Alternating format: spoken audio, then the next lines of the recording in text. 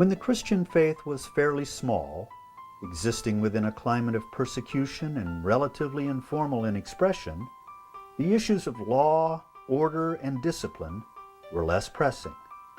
However, after Emperor Constantine legalized the faith in the 4th century, the Church grew exponentially. At length, Christianity could count its adherents in the millions. But, as Sebastian Castellio later put it, getting too many into the Church is like the one who, in order to augment the wine, fills the barrel with water. One has more, but what's it like? Governing such a massive constituency required a commensurate rise in administration and bureaucratic machinery. Just as the Church in the patristic age had put its energies to formulating doctrine and defining authority, so the medieval Church felt compelled to develop strategies aimed at regulating behavior and lifestyles among Christians. To that end, the Church law, standards of conduct, and appropriate measures aimed at punishing misbehavior when needed began to appear in standardized form. One of the results was law, order, and discipline in the medieval Church. Medieval Christianity understood itself as the vehicle through which sinners could obtain God's forgiveness and God's mercy. That vehicle had its focus, of course, as the Church. But the Church was a sword in medieval thinking. And there were two swords. There was the spiritual sword, which of course was the Church, and the secular sword, which was the state. And this idea of the two swords was the basic medieval political theory in terms of understanding power and authority. Well, to put it this way, the medieval Church was a state. It may not be convenient to call it this very often, but there's really no good reason why we should not refer to the Church as a state.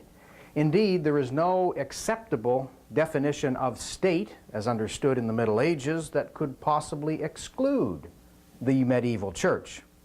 We ask ourselves this question: what did the Church of the Middle Ages not have that a state should have?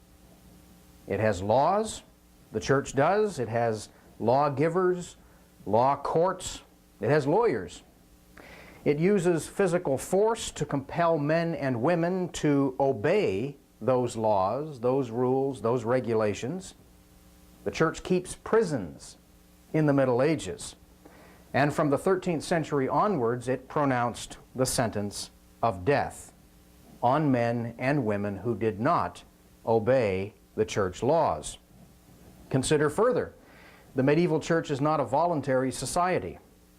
If people are not born into it, they are baptized into it before they can say yes or no. If they attempt to leave the Church, they may be found guilty of the crime of treason and may therefore on that basis be executed. The Church is supported, like a state, by involuntary contributions. That is to say, tithe and tax. And you might think, well, you could or could not pay your tithes. Not quite the way it is today. If you didn't pay your tithes, the priest came asking for them, and there were consequences to not paying your tithes and your church taxes. That some may consider the Church to have been of divine origin doesn't alter anything I've just said. Because kings and emperors alike in the Middle Ages have reigned by divine right, and republics have been founded in the name of God-given liberty. A state, an organization, a bureaucratic entity must have order for it to be able to function effectively. The Church, of course, I think as we've been learning, was probably the most important social organization in all of the Middle Ages. One of the ways the Church attempted to achieve order was through what we might call church discipline. Ecclesiastical law, or church law, was regarded as divinely ordained, and hence we see iconography, pictures of Moses going up on Mount Sinai, where we know from the Old Testament he received the law from God, but in some of these depictions he's actually reaching up into the clouds and God is handing the law down to him, really underscoring that idea that law is ordained by God. Well, making laws is one thing. Enforcing those laws is a completely different story altogether. This gave the church, just as it does societies and states and organizations in our own time, some pause for considering how it must strategize to enforce a law. If spiritual power was to be a force to be reckoned with in the medieval church, it had to find ways to manifest itself outside of the obvious boundaries of religious space. The church. It's one thing to enforce rules and regulations in the church itself. But what about when people are not in the church? When they're going about their ordinary daily lives? How does the church enforce spiritual authority? Well, the church was successful in this regard, and part of the reason that lay behind its overwhelming success had to do with its ability to apply its power both in public and in private spheres.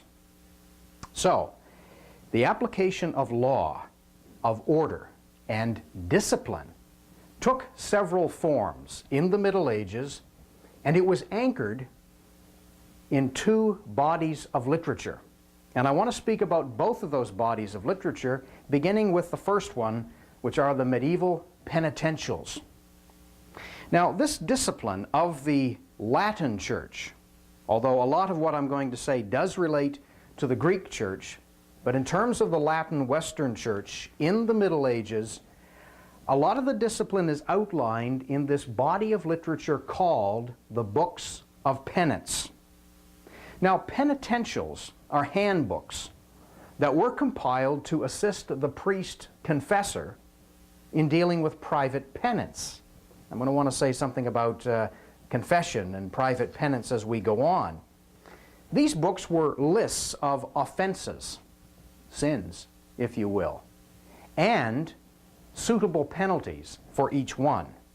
Now, by having these books, which a priest had and he could refer to, helped to standardize the application of spiritual law as well as to maintain equity. Its function was the cure of souls. Equity, of course, would be very important. It wouldn't do to have an individual coming to confession and admitting that they had stolen something, and the priest saying, right, your penance will be to say 3 Hail Marys and to cut the church lawn. And the next person who comes in and gets a different priest, same offense, and they're flogged and made to go on a pilgrimage to atone for their sins. This wouldn't be right. So they wanted to have some kind of standard of justice and equity. These books, and I will share some of the contents of them specifically with you in a moment, these books regulate the order of penance, specific punishments for specific sins.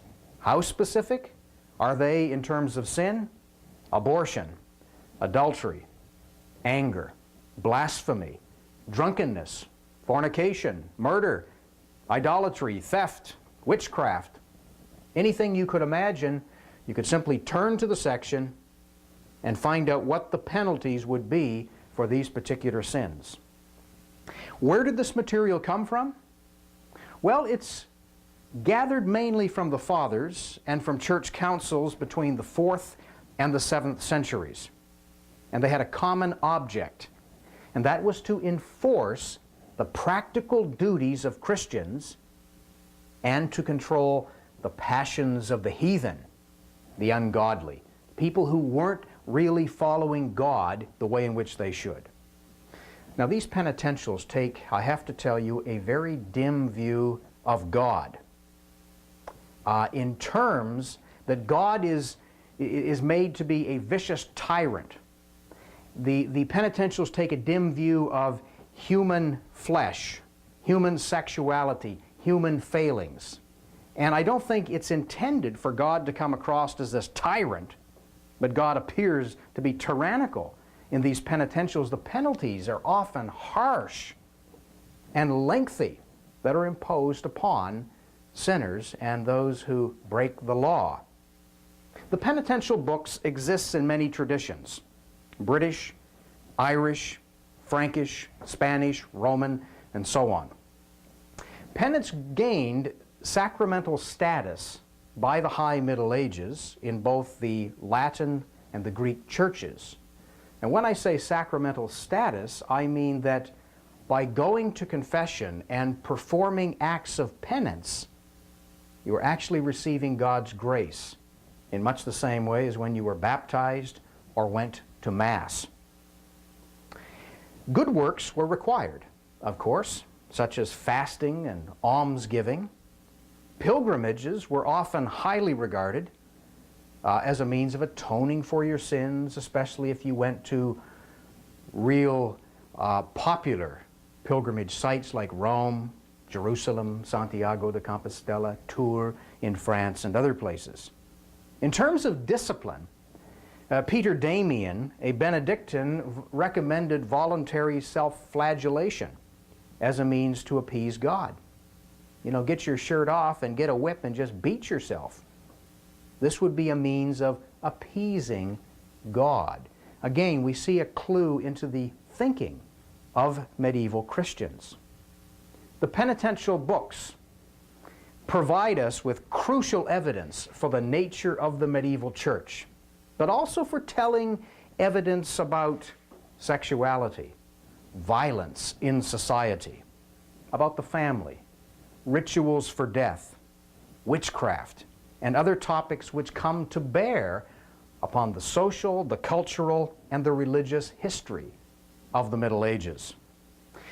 Now, let us look briefly at a sampling of statutes from these penitential books, just to give you a flavor, an idea of what exactly they're talking about and how they're talking. The Penitential of Finian is an Irish penitential from the 6th century, and it's the earliest known penitential. Just one example from Finian.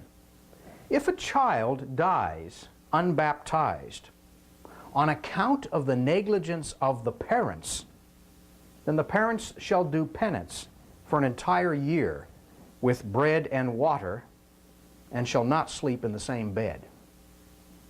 So if you've got a child and you didn't get it baptized and it died, bread and water for you for a whole year, and by implication you will not have any relations with your spouse for an entire year.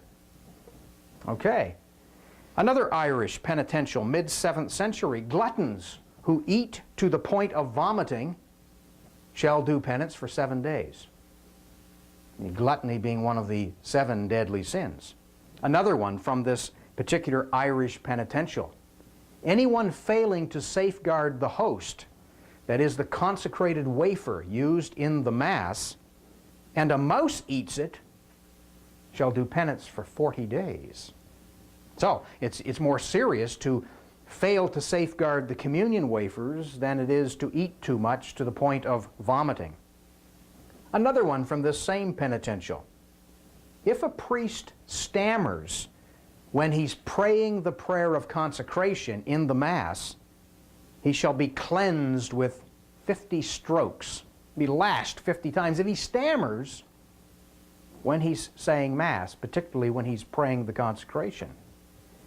If he stammers a second time, he'll be thrashed 100 times. If he stammers a third time, well, he's going to have to get thrashed and keep a special feast. Okay? The old Irish penitentials, which date to about 800, have another interesting one. Anyone touching food with unwashed hands shall receive 100 lashes on the hand. Now, some of this seems very trivial. You touch food and haven't washed your hands, you're liable to get 100 lashes on that hand. Now, some of this is trivial, but I'm working up to constructing a picture here to demonstrate that the church had to have order and discipline. And if I could digress to say, essentially, the Protestant churches, at least in our own times, have none of this. There's no such thing as church discipline. If you don't like the church you're going to, you simply leave. If you try every church in town and you don't like any of those, start your own. But in the Middle Ages, there was only one church. There was only one faith, and the church had to have discipline and order. Well, a few more of these penitentials. The Preface of Gildas, which is a Welsh early 7th century penitential, says anyone breaking a tool shall make amends by what they call an extraordinary work or by performing a special fast. So even right down to your daily work, if you're working with a tool and you break it, you have to replace it, and not just replace it, but by an extraordinary work or by a special fast. A penitential ascribed to Bede, which is Anglo-Saxon of the 8th century, says that monks who commit fornication with handmaidens of God, that would be probably other nuns, will do penance for 7 years. Well, that's pretty serious now. A fornicating monk, now the penance would be less if the woman was not in holy orders, but it would still be quite severe. What is penance for 7 years? Well, that would be decided. It could be a strict ration, it could be going on a pilgrimage, it could be all sorts of punitary actions. The Confessional of Egbert, which is English for the 10th century, says a woman who works witchcraft shall fast for 12 months. Now that needs to be qualified, because when it says one fasts, it normally means bread and water, because obviously one could not fast for 12 months and be able to complete the penance. You would be, in fact, dead. The Penitential of Columban, which is 6th century Irish, but it actually originated not in Ireland but on the continent, says anybody sitting in a bath and unnecessarily exposes their knees or their arms must not bathe for 6 days. Now again, it seems rather trivial, but the point of the penitentials, I've skipped over some of the serious infractions to show you that right down at a microscopic level of society, the church is mandating how the order will be. And it's very important for the development of the medieval church. There's an Irish one from about the year 600 that says the talkative person is to be sentenced to silence, the disturber to gentleness, the gluttonous to fasting, the sleepy to watchfulness, the proud to imprisonment, the deserter to expulsion. Each shall suffer things corresponding to what he or she deserves, that the righteous may live righteously. Okay, it's all aimed at the perfection of the pilgrim, the medieval Christian who is on pilgrimage from this world to heaven. The so-called Roman penitential, which is Frankish from the 9th century, illicit kissing shall merit a penance of 7 special fasts. Another Frankish from the 10th century, a married couple who has sexual intercourse during the 40 days before Lent and who refuse to abstain shall do penance for a year. Now, some of you are probably thinking, how in the world did the church regulate this sort of thing? It's a very good question, and we'll come to that. But here's the rules. We'll get to the enforcement of the rules in a moment. The Corrector of Burchard of Worms, the last example I'll give to you from the penitential literature, German, early 11th century. Anyone engaging in popular magic must do penance on bread and water for 40 days. Now, one can discern here, I think, in just this sampling from quite a voluminous body of literature, some very specific attempts to control human behavior. And that was precisely the point. Now, the second body of literature, I mentioned 2 at the outset, that was aimed at codifying order and discipline was canon law. So we have the books of penance, we have canon law. Canon law, of course, is church law, in distinction to secular or civil law. Canon law began as a small body of regulations aimed at prescribing norms for the Christian life.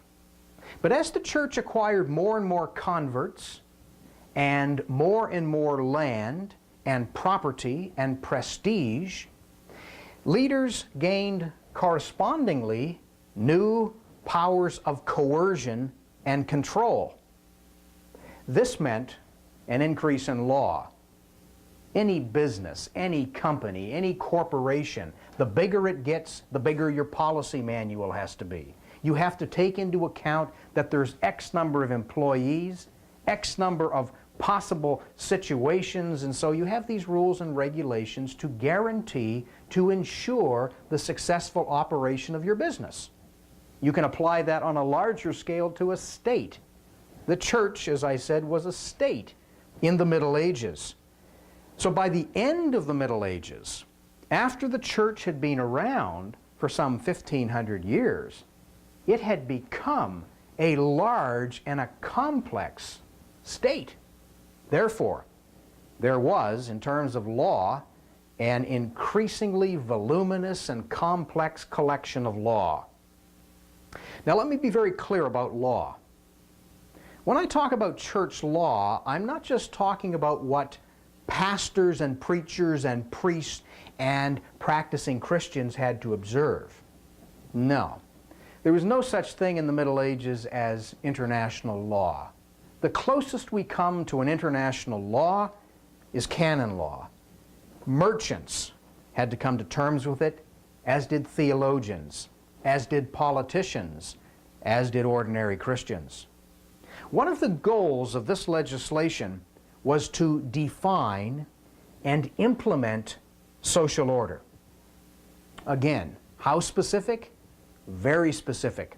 In terms of private life, we find in the canonical legislation rulings on marriage, on divorce, on the legitimacy of children, on sexual conduct within and without marriage, on commercial and financial behavior, on labor, on poor relief, on wills, on funerals and burials, on holidays and celebrations, criminal matters, heresy, blasphemy. The list goes on almost to the extent of your imagination. If you can think of a category, there would have been a canonical law governing that. So, canon law was the result of numerous legal codes that were brought together and collected into two sets, law in general, that is. And since the 16th century, they've been called the body of civil law and the body of canon law. Canon law, of course, is still very much operative in the Eastern and the Roman Catholic traditions up to the present. Civil law goes all the way back to Emperor Justinian in the 6th century, who issued a body of civil law. And canon law specifically is the result of legislation that was issued between 1140 and 1317. That was put together and became an operative body of religious law. It's to be noted that canon law is rooted in the church and civil law rooted in the Roman Empire. Now, while that distinction is important, let me remind you that the church came out of the Roman Empire itself. Now, in terms of canon law, this concept applied equally to the Eastern and the Western churches. The Eastern Church had its own canon law. There were debates among scholars and lawyers which helped to formulate these laws, just like lawmakers today. Congress goes into session, Parliament goes into session, depending upon which governmental system you're in. State legislatures get together, and the elected officials, or the appointed officials, decide on what will be law. And there are debates. You have lobbyists. The same thing went on in the Middle Ages. One might say that popes ruled by canon law. This was their point of reference.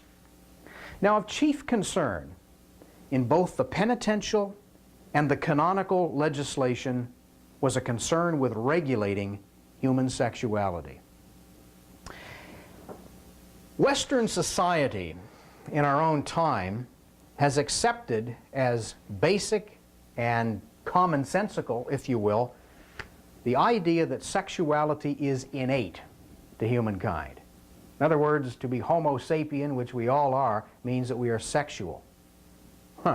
Well, that's a modern sort of thing. In the Middle Ages, society was not quite so certain that sexuality was natural and innate. Indeed, the medieval Orthodox Slavic culture rejected this view altogether, and instead taught that the desire for sex and sexual expression didn't originate inside at all, wasn't part of humankind naturally, was not part of God's creation, but originated somewhere out there. And therefore it was some sort of a potential perversion, at least. It was not to be numbered among the virtues, but instead among the vices. Sexuality, in the minds of some theologians and some canon lawyers, was in fact an evil inclination rooted in the devil, which was dangerous both to the individual and to society. And if it couldn't be eliminated, and after 1,500 years of trying to eliminate it, the church more or less concluded it couldn't eliminate it, then it had to be controlled. The courts and those attempting to frame order in the Middle Ages, particularly the later Middle Ages, seem to have been preoccupied with the norms of sexual behavior. If we take a look at the church courts, we find some astonishing statistics. In Regensburg, in Germany, 68% of cases in 1350 had to do with sex in one form or the other. Let's go to England for the rest of my statistics. In Bridgenorth, in the late 15th century, 75% of cases heard by the court had to do with sexuality in one form or another. Lichfield in 1466, 90% of cases. It makes one wonder what was going on in Lichfield, or what indeed was the particular basis for the preoccupation of the courts. In Canterbury, in 1478, 70% of the cases dealt with sex. Records from the court of the official of the Archdeacon of Sudbury in the late 13th century, once again, 90% of the cases. Now, we shouldn't generalize too much from this, but it appears to be true that canonical courts followed the legal theories fairly closely. Latin canon law, which I'm speaking about chiefly here, rather than the Orthodox canon law, generally conceded that human sexuality was normal and natural. However, it had no intrinsic positive value whatsoever. And again, I remind you of St. Augustine and some of the other church fathers who took a very dim view of human sexuality. Peter Abelard is alone among those in the High Middle Ages to affirm the natural and beneficial nature of sexual intercourse. Carnal pleasure and desire, Abelard wrote, is natural. It is not intrinsically evil. It's nothing to be ashamed of. It's part of God's creation. But his was a voice in the wilderness on this particular topic.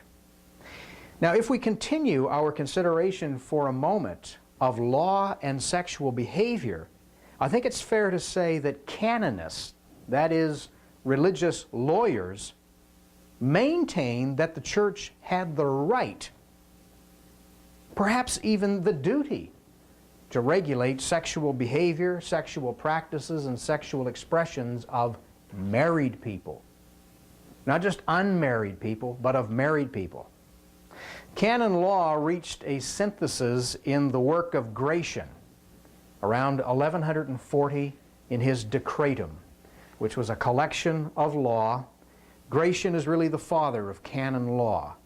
We know nothing of his life apart from this work, which remained very influential for centuries. And this work outlined a scheme of sexual morality that was, shall I say, disciplined and austere. Sex was permitted obviously only within marriage, and that for procreation, never for sheer pleasure, because that would be a sin, and the church mandated it as such. The evolution of marriage law within the later Middle Ages, with its far-reaching consequences, again is an example of the church attempting to order social life and basic social institutions. Let me remind you, there is no such thing in the Middle Ages as a separation between church and state, such as we are accustomed to in the Western world. Church and state, two sides of the same coin. So when I say the church was endeavoring to mandate social order and social institutions, there's nothing illegitimate about that. The medieval Orthodox Slavs regarded sexual expression as public. Even within marriage, it's public, not a private matter, and it has consequences for the welfare of society. So from Gratian onwards in the 12th century, the canonical courts and canon law itself became important tools for imposing particular views, not just on sexuality, but on lots of issues, onto society in general, for regulating behavior, for establishing order in the religious community as well as the wider social community. So church discipline is a tool that was used to set boundaries, to protect, in the topic of sexuality, to protect certain forms of sexual expression while discouraging others.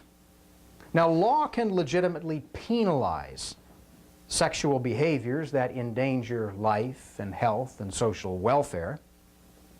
It can, in some measure, actually protect the disadvantaged from the cruder forms of sexual exploitation, but what law cannot do, whether it is religious law or secular law, whether it's in the Middle Ages or now, it cannot impose a uniform sexual morality. It cannot compel the public to conform to a single ideal of sexual ethics, however noble, however right and righteous that may be determined, because you've got to have, going back to St. Augustine, the conversion of the will. Because it's you can punish the lawbreakers, you can punish those who break the law, but you can't prevent them from breaking the law.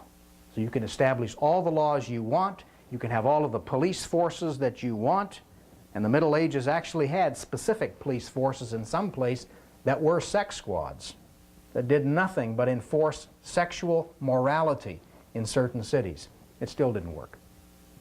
Now, let me shift gears a little bit away from the theory of law and discipline and ask the question, how did the medieval church manage to enforce, in any sense, its vision of law, order, and discipline?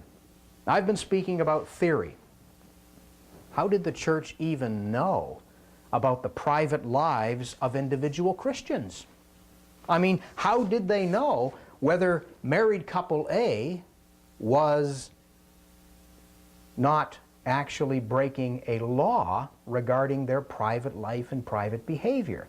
How could the church effectively regulate behavior that it regarded as questionable or unacceptable?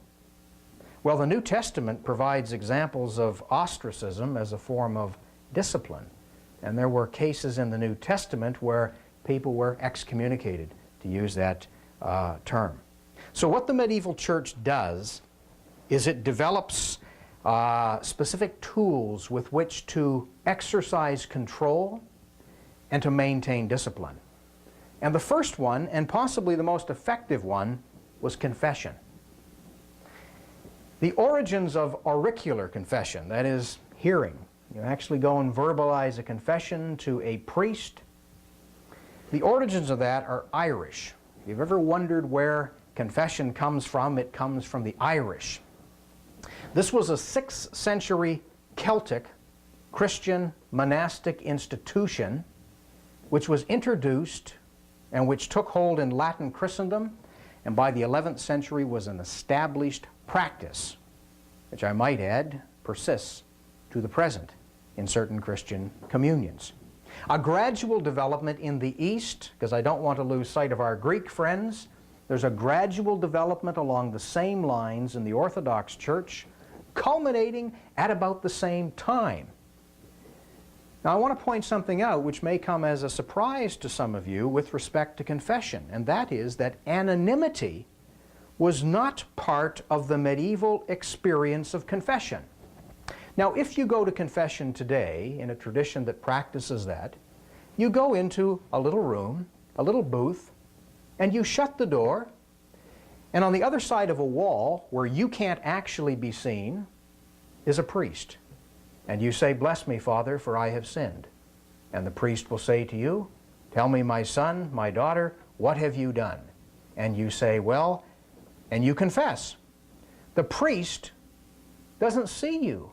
The priest does not necessarily even know who you are. That's a modern thing. That was not part of the medieval experience. Anonymity, to be anonymous. You couldn't be anonymous because you sat right there with the confessor and looked him in the face and told him what you did. He knew who you were, and you knew who he was. So that's something to point out. Now, there was a council in the 7th century that's perhaps the earliest sanction of private confession and penance. Now, private confession, private penance gradually replaced public penance. There were exceptions. Notorious offenses remained public. I'll give you one example. When Thomas of Becket, Archbishop of Canterbury, was murdered in the Canterbury Cathedral in the year 1170, the King of England, Henry II, was forced to undergo public penance. He was whipped publicly by monks because of his complicity in the murder of Becket. Even though I don't think Henry meant for Becket to be killed, he was complicit in the statements he made that were acted upon. But generally, it's private penance rather than a public penitential exercise. The Fourth Lateran Council in the year 1215 made it obligatory upon every Christian to make confession to a parish priest at least once a year. At least once a year.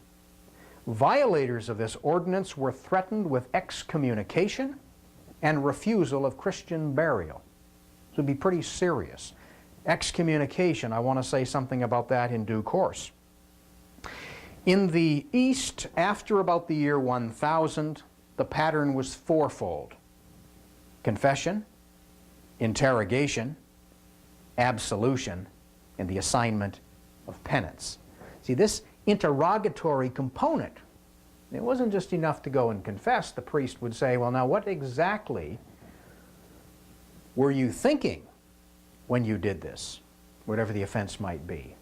"I need some more detail from you as to what exactly happened on the night of January the 15th. There's a bit of an interrogation before we get to absolution.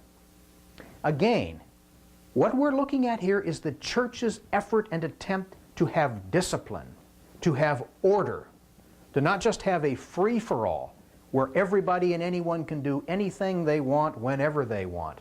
That was simply not part of the medieval church in any way, shape, or form. However, piety began to be measured as a result of some of these restrictions, and policies began to be measured by the quantity of good works rather than by the quality of character. And in the Western churches, this led to the growth and development of indulgences and the abuses of the confessional, whereby penance for sin could actually be remitted by paying money rather than actually performing penance. Penance was an expression of your sorrow. It's one thing to say, "I have sinned and I am sorry." How sorry are you? What are you prepared to do to demonstrate that you're really sorry? Something that's going to cost you. And that's what penance was, and one might say it was salutary in that sense. But but it came to be abused. If you were wealthy, you could slip the priest some gold coins and have to do nothing. And if you were wealthy, the gold coins was no skin off your back. Abuses. Sin now, pay later. This was cheap grace, but it favored the wealthy. Conversely, stories might be told of the pay now and sin later attitude, which prevailed in some places. And there were abuses. I'll give you one example. Alberic, a priest in Brittany, in northwestern France, around the year 1085, engaged in numerous questionable activities with respect to the confessional.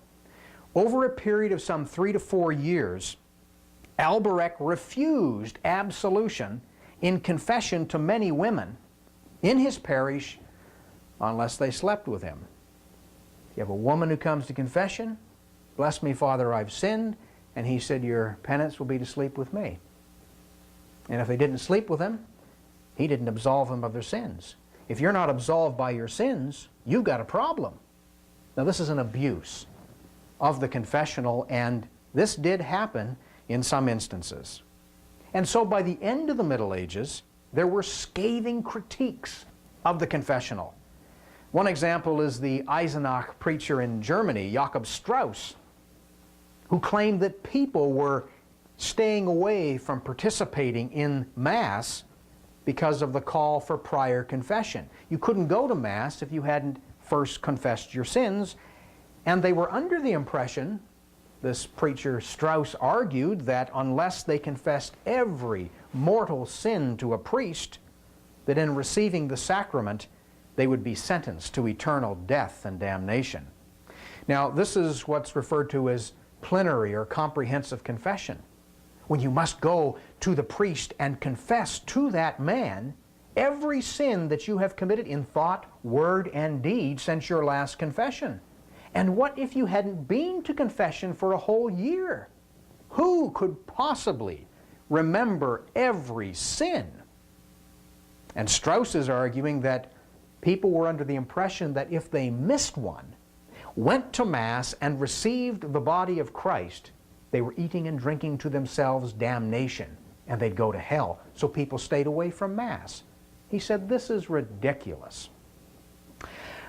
He said confession can lead to the self-aggrandizement of the clergy, this power kick. I have power over you. If I don't absolve you of your sins, you're in a tough place. And intimidation of the laity was also an issue, this man pointed out. And finally, I want to mention, before I turn to some other disciplinary measures on the part of the medieval church, that priest Strauss argued that the confessional was actually a schooling in sin itself, because the laity heard things in the confessional they hadn't even thought about. Because the priest would say, well, tell me, sir, did you actually do this and that? Have you committed this sin?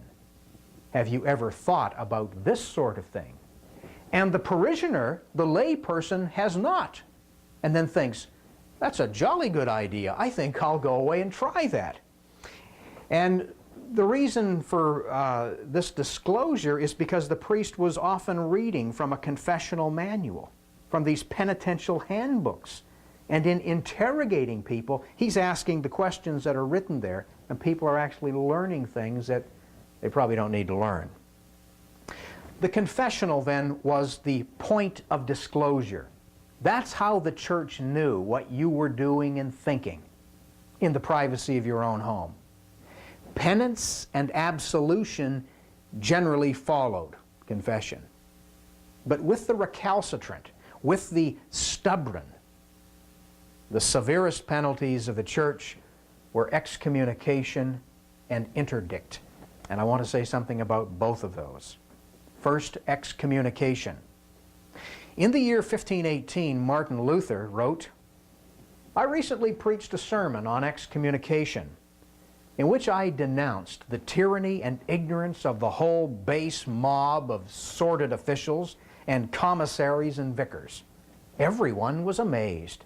They had never heard such a sermon before. Now we're all waiting to see what new evil the future holds for me. I've kindled a new fire. Indeed, Luther had. Excommunication is the greatest of all canonical punishments. The greatest. Excommunication is exclusion from the sacraments, especially from the Eucharist.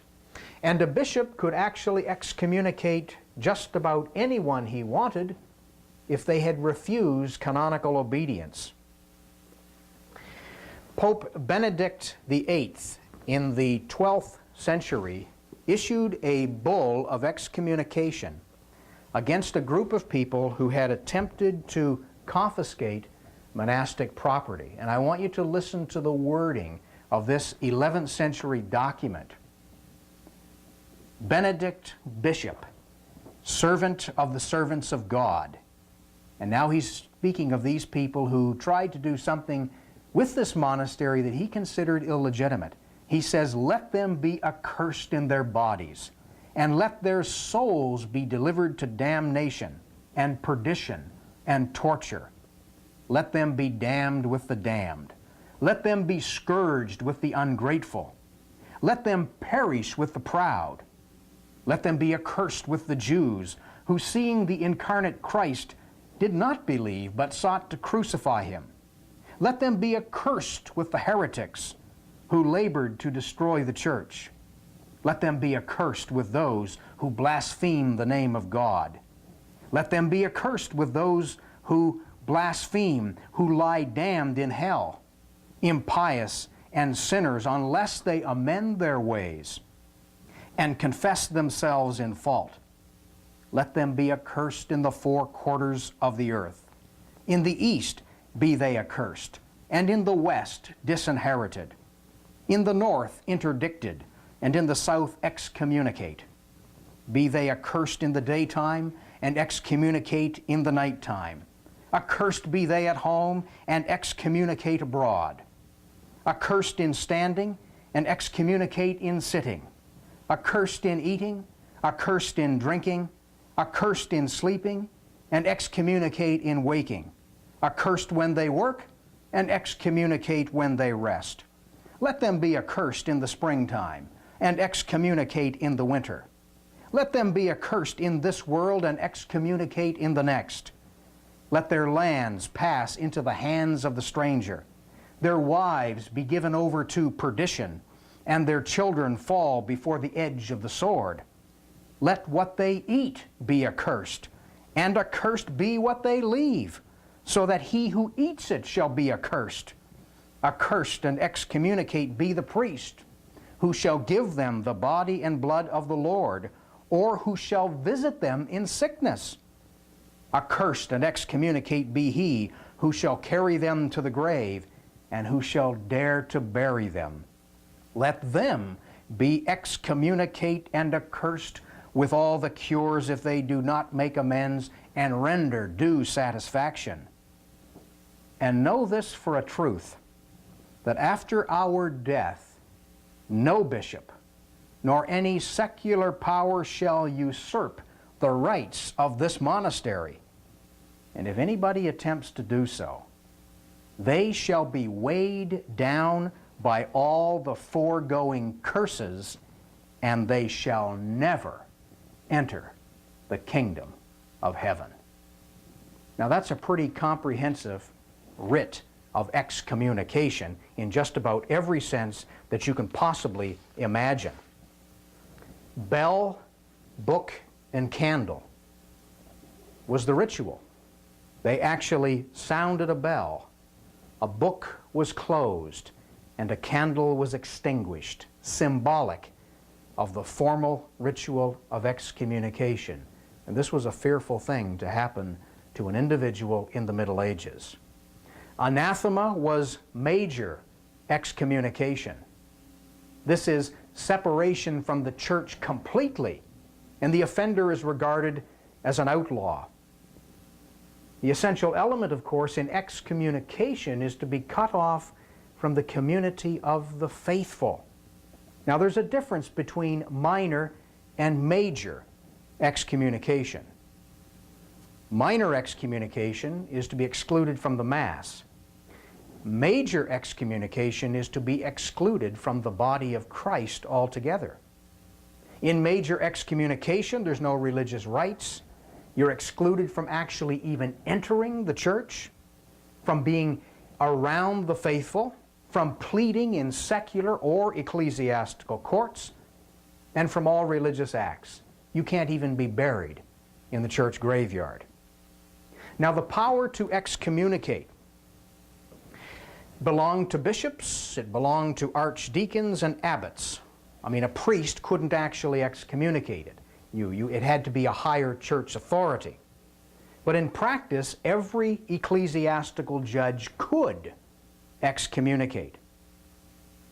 Excommunication could result not only from wicked deeds and the persistence in those wicked deeds, but in persons placing themselves in obstinate disobedience to the church in her courts.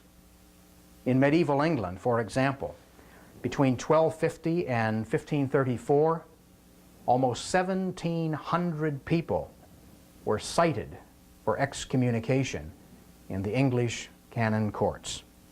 In order for one to be subject to ecclesiastical censure, you had to be baptized. Technically, you had to be baptized. Baptism is the rite by which one becomes subject to the jurisdiction of the church.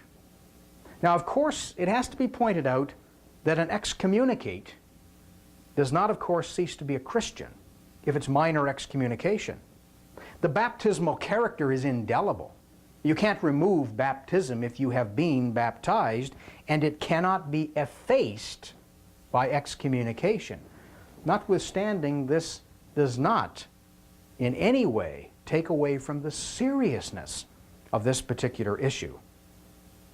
Pope Innocent IV and the First Council of Lyon noted that excommunication doesn't jeopardize salvation unless it's ignored or condemned. And Martin V, Pope in the 15th century, underscored for the first time this distinction. Now, of course, the roots of all of this extend well back into Christian history. In Christendom, excommunication is rooted in the New Testament. Matthew 18, 1 Corinthians 5. There were people who were excluded from the church because of their behavior. In the early centuries of Christian history, it functioned as a warning rather than a punishment. Excommunicated people were cut off until they repented and made amends. It's rather like the modern prison system, where lawbreakers and offenders are locked up until they have made satisfaction to society, paid their debt, and then they're let out. Well, during the course of the High Middle Ages, excommunication undergoes a transformation. From the 11th century onwards, excommunication becomes used to coerce Christians to obey church rules. And this was the teeth, as it were. You don't obey? Here's what I can do. We can exclude you from the church. And in theory, excommunication excludes one from all civil rights and social connections. No one could eat, drink, buy, or sell with an excommunicate. Otherwise, you came under suspicion of the courts and of the church jurisdiction. You technically weren't even allowed to pray for someone who was excommunicated, and if you saw them on the street, you were forbidden to greet them. If someone died while they were under the sentence of excommunication, they were considered damned, not to be buried in consecrated ground. I want to read for you part of the writ of major excommunication against the Bohemian heretical priest Jan Hus in the year 1412. All faithful Christians are forbidden to communicate with him in food, drink, greeting, discourse, buying and selling, conversation, shelter, or in any other way. In any place where he might seek shelter, all church services and administrations must be stopped until 3 days after he's left the town. Should he die, he must not be buried. If he's died and he's already been buried, he must be dug up. This was a serious disaster to befall a Christian in the Middle Ages, because it cut at the roots of both temporal and eternal life. To be cut off from the church was to be effectively cut off from God. Now, together with excommunication, the other severe penalty of the church was interdict, which I only want to speak to briefly before concluding. Interdict is a concept once again borrowed from Roman law. Interdict affects, in the first instance, the clergy, but also the laity. Interdict could be applied locally, over a church or over an entire region, or an individual could be placed under interdict. Interdict is the suspension of all religious activities.